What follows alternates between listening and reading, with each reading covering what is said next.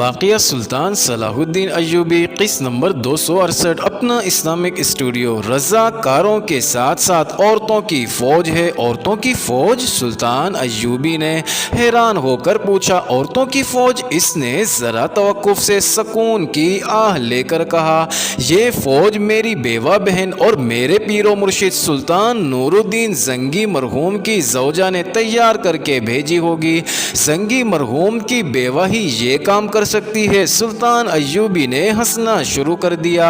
ناظرین، عینی شاہدوں کا بیان ہے کہ وہ اتنا کبھی نہیں ہنسا تھا۔ ہنستے ہنستے وہ سنجیدہ ہو گیا اور اپنے پاس کھڑے سالاروں سے کہنے لگا، میری قوم کی بچیاں تمہیں فتح یاب کر کے ہی دم لیں گی۔ ہم کیوں نہ مر مٹیں ان بچیوں کی آبرو پر، لیکن میں انہیں واپس بھیج دوں گا۔ اگر ایک بھی لڑکی دشمن کے ہاتھ چڑھ گئی تو میں مر کر بھی چین حاصل نہیں کر سکوں گا۔ ناظرین، وہ چٹان سے اتر کر آگے چلا گیا۔ لڑکیوں اور رضاکاروں کی فوج قریب آ گئی۔ اس کا کمانڈر ابو وقاص گھوڑے سے اتر کر سلطان ایوبی کے پاس آیا۔ سلام کے بعد نور الدین زنگی کی بیوہ کا تحریری پیغام دیا۔ اس نے لکھا تھا، میرے بھائی، اللہ تمہارا حامی و ناصر ہو۔ میرا شوہر، میرا ببر شیر سلطان زنگی زندہ ہوتا تو تم اتنے سارے دشمنوں کے سامنے اکیلے نہ ہوتے۔ میں تمہاری کوئی مدد نہیں کر سکتی۔ جو مجھ سے ہو سکتا تھا وہ پیش کر رہی ہوں۔ ان لڑکیوں کو میں نے زخمیوں کو سنبھالنے اور زخموں کی مرہم پٹی کی تربیت دلائی ہے۔ دوائیوں کا ذخیرہ بھی بھیج رہی ہوں۔ 100 رضاکار بھی ساتھ ہیں۔ بوڑھے فوجیوں نے انہیں جنگی تربیت دی ہے۔ تقریباً تمام کو شب خون مارنے کی مشق بھی کرائی ہے۔ یہ سب جوش اور جذبے والے ہیں۔ میں جانتی ہوں کہ ان لڑکیوں کو تم محاذ پر رکھنا پسند نہیں کرو گے۔ میں تمہارے خیالات سے آگاہ ہوں، لیکن یہ خیال رکھنا کہ تم نے انہیں واپس بھیج دیا تو دمشق والوں کا دل ٹوٹ جائے گا۔ تم نہیں جانتے کہ اس شہر میں لوگوں میں کیا جذبہ ہے۔ مرد تو محاذ پر جانے کو تیار ہیں، عورتیں بھی تمہاری قیادت میں لڑنے کو بیتاب ہیں۔ اس جیش کو سارے شہر نے عقیدت اور ولولے سے رخصت کیا ہے۔ یہاں تو بچے بھی فوجی تربیت حاصل کر رہے ہیں۔ تمہیں فوج کی کمی محسوس نہیں ہوگی۔ ناظرین، پیغام پڑھ کر سلطان ایوبی کے آنسو نکل آئے۔ اس نے لڑکیوں کی طرف دیکھا۔ وہ تھیں تو لڑکیاں، لیکن گھوڑوں پر وہ سپاہی لگتی تھیں۔ سلطان ایوبی نے سب کو گھوڑوں سے اتار کر اپنے سامنے کھڑا کر لیا۔ اس نے کہا، میں تم سب کو میدان جنگ میں خوش آمدید کرتا ہوں۔ تمہارے جذبے کا صلہ میں نہیں دے سکتا، خدا دے گا۔ میں نے کبھی سوچا بھی نہیں تھا کہ لڑکیوں کو محاذ پر بلاؤں گا۔ میں ڈرتا ہوں کہ تاریخ کہے گی کہ صلاح الدین ایوبی نے اپنی بیٹیوں کو لڑایا تھا۔ میں تمہارے جذبات کو مجروح بھی نہیں کر سکتا۔ تمہیں اپنے پاس رکھنے سے پہلے میں تمہیں موقع دینا چاہتا ہوں کہ سوچ لو۔ تم میں اپنے کوئی ایسی لڑکی ہے جو اپنی مرضی سے نہیں آئی تو وہ الگ ہو جائے، اور وہ لڑکیاں بھی الگ ہو جائیں جن کے دل میں ذرا بھی شک اور خوف ہو۔ کوئی ایک بھی لڑکی الگ نہ ہوئی۔ ناظرین، سلطان ایوبی نے کہا، میں تمہیں پیچھے محفوظ جگہ رکھوں گا، جنگ کے دوران تمہیں آگے نہیں جانے دوں گا۔ پھر بھی یہ علاقہ ایسا ہے کہ تم دشمن کی زد میں آ سکتی ہو سکتا ہے تم میں سے کئی تیروں سے ماری جائیں، اور یہ بھی ہو سکتا ہے کہ تم میں سے کوئی دشمن کے ہاتھ چڑھ جائے۔ اور یہ بھی سن لو کہ برچھی اور تلوار کا زخم بہت گہرا اور بڑا ہی بھیانک ہوتا ہے۔ ناظرین، ایک لڑکی کی آواز بلند ہوئی، آپ تاریخ سے ڈرتے ہیں اور ہم بھی تاریخ سے ڈرتی ہیں۔ ہم واپس چلی گئیں تو تاریخ کہے گی کہ جب عالم اسلام پر برا وقت آیا تو قوم کی بیٹیوں نے صلاح الدین ایوبی کو تنہا چھوڑ دیا اور گھروں میں بیٹھی رہی تھی۔ ایک اور لڑکی نے کہا، خدا صلاح الدین کی تلوار میں اور زیادہ قوت دے، ہم حرموں کے لیے پیدا نہیں ہوئی۔ ناظرین، تیسری لڑکی نے کہا، 3 چاند پہلے یعنی 3 ماہ پہلے میرا بیاہ ہوا تھا۔ اگر آپ نے مجھے واپس بھیج دیا تو میں اپنے خاوند کو اپنے اوپر حرام سمجھوں گی۔ تمہارا خاوند خود کیوں نہیں آیا؟ سلطان ایوبی نے پوچھا۔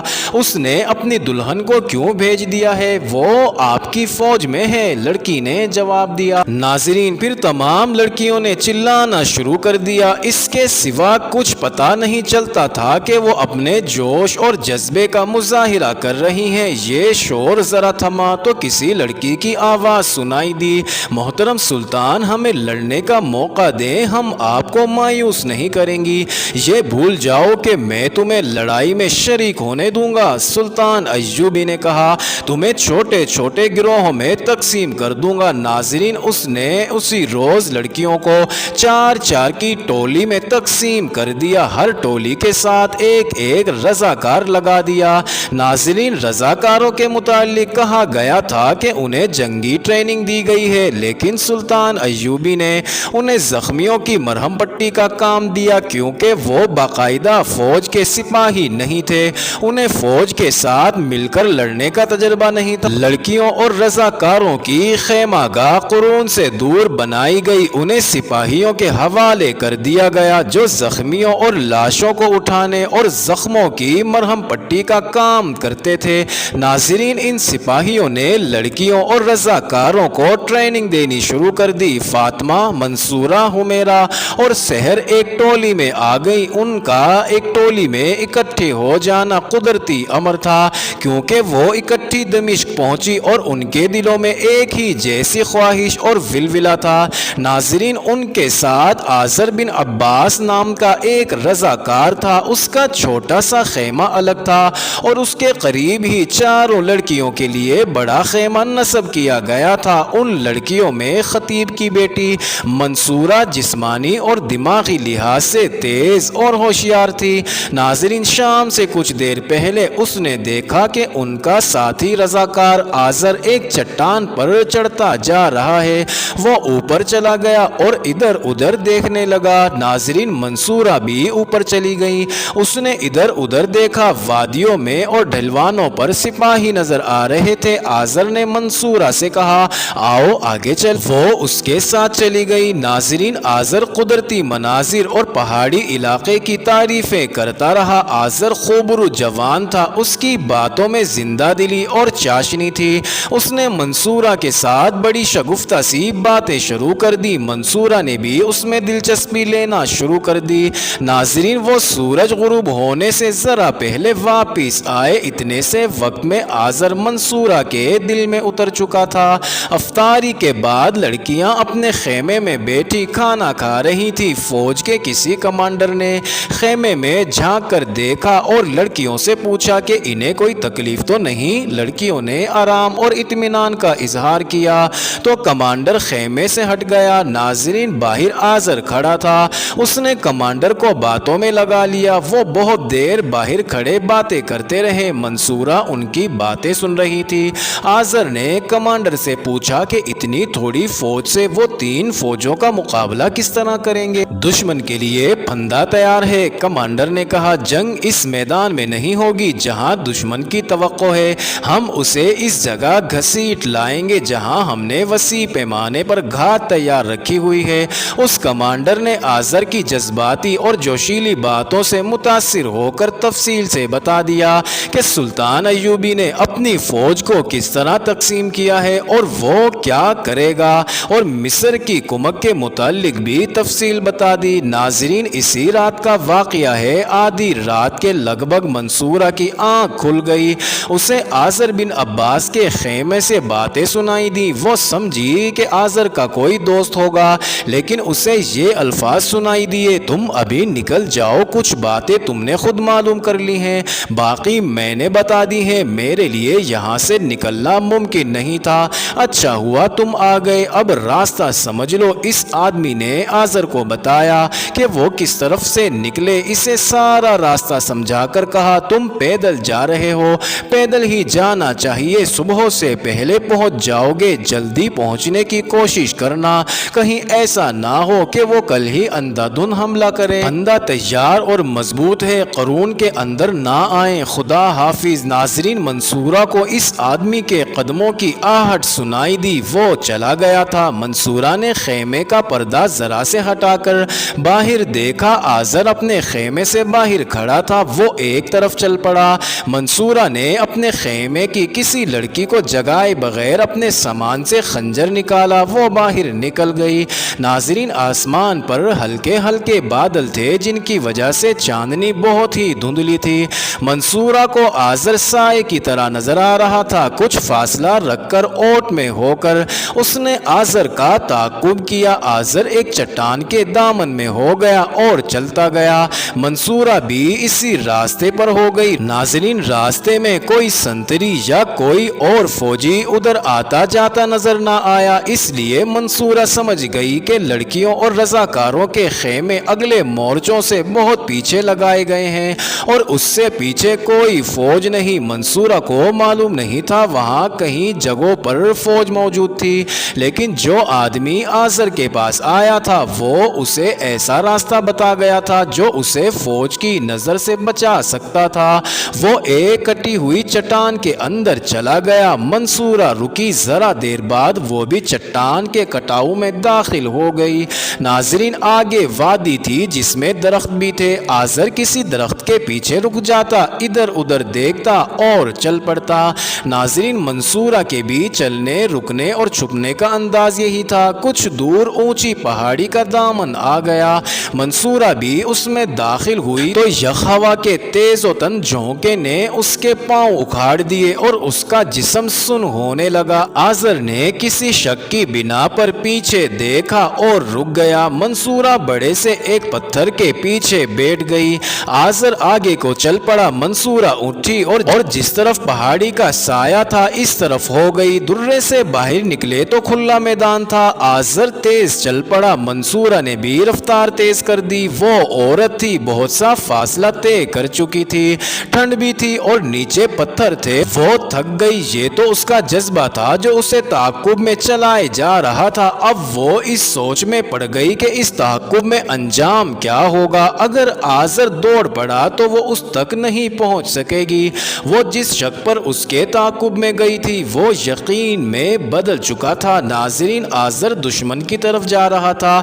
मंसूरा ने ताक़ुब का ये पहलू तो सोचा ही नहीं था कि उसे पकड़े या पकड़वाएगी कैसे। अब तो वो बहुत तेज चल पड़ा था। अगर उसे पकड़ना ही था तो ये दो बदू मुकाबला था। मंसूरा के पास खंजर था। उसने खंजर जनी की तरबियत मूसल में अपने बाप से ली थी, लेकिन वो सिर्फ तरबियत थी, दुश्मन से कभी मुकाबला नहीं हुआ था। ये दुश्मन तनुमंद मर्द था। क्या मंसूरा उसे जेर करके पकड़ सकेगी? वो सोचती गई और तेज चलती गई। नाजरीन, आज़र अचानक रुक गया और उसने पीछे देखा। मंसूरा के करीब एक दरख्त था। वो फुर्ती से दरख्त की ओट में हो गई। दरख्त के साथ जगह जरा बुलंद थी और वहां पत्थर थे। नाजरीन, मंसूरा का पांव पत्थरों पर फिसला और वो गिर पड़ी। रात के सकूत में पत्थरों की आवाज बहुत ऊंची सुनाई दी। आज़र पीछे को आया। मंसूरा ने उसे आते देख लिया। वो उठी नहीं, दरख्त के पीछे बैठ गई और आज़र को देखती रही। उसने खंजर निकाल लिया। आज़र दरख्त के बिल्कुल करीब आ गया तो मंसूरा ने देखा कि उसके हाथ में नंगी तलवार। नाजरीन, आज़र दरख्त से जरा आगे हुआ तो मंसूरा ने उसके पांव पर झपटा मारा और उसके दोनों टखने पकड़ लिए। वो अब पेट के बल थी। उसने पूरी ताकत से आज़र के टखने पीछे को खींचे। वो मुंह के बल गिरा। दूसरे लम्हे मंसूरा उसके पेट पर घुटने रख चुकी थी और उसके खंजर की नोक आज़र की गर्दन पर थी। ये अमल 2-3 सेकंड में मुकम्मल हो गया। एक लड़की एक हट्टे कट्टे जवान को अपने घुटनों और जिस्म के तमाम तर वजन से बेबस नहीं कर सकती थी, लेकिन गर्दन पर खंजर की नोक ने आज़र को हरकत ना करने दी। उसकी तलवार उसके हाथ से छुटकर परे जा पड़ी थी। कौन हो तुम? आज़र ने पेट के बल बेबस पड़े हुए पूछा। जिसके हाथ से तुम बचकर नहीं जा सकोगे, मंसूरा ने जवाब दिया।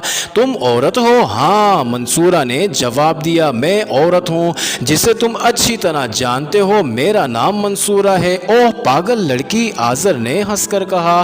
तुमने क्या मजाक किया है? मैं तो डर ही गया था। हटो, उतरो, अपना खंजर हटा लो, मेरी खाल में उतर रहा है। ये मजाक नहीं आज़र, तुम कहाँ जा रहे हो? खुदा की कसम, मैं किसी और लड़की के पीछे तो नहीं जा रहा। आज़र ने दोस्ताना लहजे में कहा, तुमसे ज्यादा अच्छी कोई लड़की है ही नहीं। मैं तुम्हें धोखा तो नहीं दे रहा? मुझे नहीं, तुम मेरी कौम को धोखा देने जा रहे थे। मंसूरा ने कहा, तुम मुझे सबसे ज्यादा अच्छी लड़की समझते थे और मैंने तुम्हें सबसे ज्यादा अच्छा मर्द समझा। سمجھا تھا، مگر اب نہ میں تمہارے لیے اچھی ہوں نہ تم میرے لیے اچھے ہو۔ فرض نے جذبات پر مہر ثبت کر دی ہے۔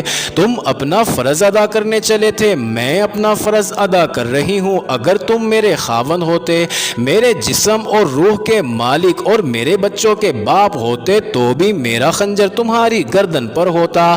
تم نے مجھے کیا سمجھ کر گرا لیا ہے؟ آزر نے کہا، نام کا مسلمان اور صلیبیوں کا جاسوس۔ منصورہ نے کہا، تم صلیبیوں کے دوستوں کو بتانے جا رہے ہو کہ احتیاط سے حملہ کرنا، قرون کے اندر نہ آنا۔ تم گوار لڑکی کیا جانو جاسوس کسے کہتے ہیں؟ آزر نے کہا، میں دشمن کو دیکھنے جا رہا تھا، میں جانتی ہوں جاسوس کیسے ہوتے ہیں۔ منصورہ نے کہا، میں بہت بڑے جاسوس کی بیٹی ہوں۔ ابن المخدوم ککبوری کا نام کبھی سنا ہے؟ وہ موصل کے خطیب تھے، میں ان کے گروہ کی جاسوس ہوں۔ میں نے اپنے باپ کو موصل کے قید خانے کے تہ خانے سے نکلوا کر فرار کرایا اور خود ان کے ساتھ موصل سے فرار ہو کر آئی ہوں۔ تم اناڑی جاسوس ہو، تجربہ کار جاسوس دور جا کر باتیں کیا کرتے ہیں، کسی کے خیمے کے پاس کھڑے ہو کر راز کی باتیں نہیں کیا کرتے۔ تم رضاکار بن کر آئے تھے، یہاں کیا کر رہے ہو؟ میرے اوپر سے ہٹو۔ آزر نے کہا، خنجر ہٹاؤ، میں ایک ضروری بات کرنا چاہتا ہوں۔ تمہاری زبان آزاد ہے۔ منصورہ نے کہا، کہو، ضروری بات کہو، میں سن رہی ہوں۔ آزر خاموش ہو گیا، اس کا جسم بے حس ہو گیا تھا۔ ناظرین، اس نے ماتھا زمین سے لگا دیا۔ منصورہ کے سامنے اب یہ مسئلہ آ گیا کہ اسے باندھے کیسے اور وہاں سے کس طرح لے جائے۔ اگر اسے قتل کرنا ہوتا تو اس کے لیے کوئی مشکل نہیں تھا۔ معزز ناظرین، یہ انٹرسٹنگ ویڈیو جاری ہے، اگلی ویڈیو قسط نمبر 269 میں دیکھنا مت بھولیے گا۔